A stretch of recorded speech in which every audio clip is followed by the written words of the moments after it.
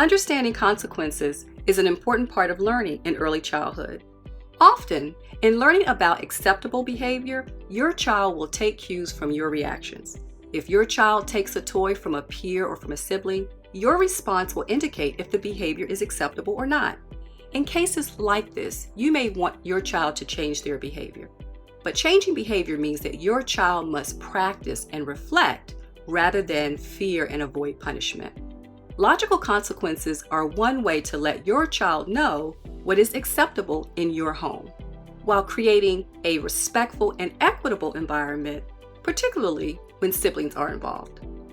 Your child will make mistakes, and you can use those mistakes as learning opportunities. During these moments, your child can take responsibility for their actions and learn acceptable behaviors without blame or shame. You are providing support for your child as you build a stronger relationship together. Logical consequences use if-then statements. These help your child connect their action to an outcome. Your child solves the problem that they cause. If your child breaks something, then they fix it. Your child may lose a privilege if they mishandle items. If you write on a wall with a marker, then you cannot use the marker today. Logical consequences are great to use when you notice a pattern in your child's behavior. Pretend your child often takes toys from other children without asking. The first step of logical consequences is to provide your child with a reminder.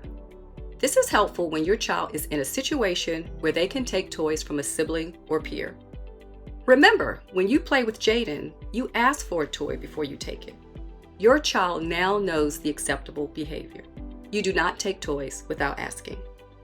As you watch your child play, you may notice them looking for or yelling about a toy. It's a cue. Your child needs more support learning the acceptable behavior. Ask first. So provide a second reminder. Remember to ask Jaden for a toy before you take it because it will upset him if you don't. If your child takes the toy without asking, it is time to provide a fair and reasonable consequence. You won't be able to play with this toy for 30 minutes because you didn't ask Jaden for it first. As you say this, be kind but firm. Use a calm tone of voice, volume, and facial expression.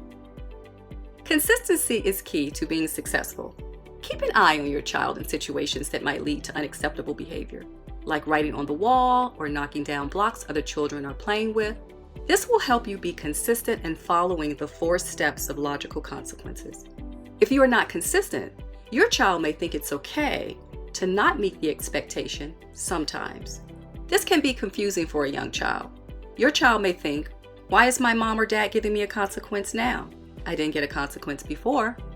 If children are not treated fairly or in a manner that values them, they may become aggressive, passive, resentful, or uncooperative. Logical consequences are tools to help young children learn acceptable behavior in a safe environment. Consequences must be reasonable, fair, and sensible without being severe. They are intended to teach how and why to make good decisions without making your child feel like a bad person for the behavior or for a poor choice.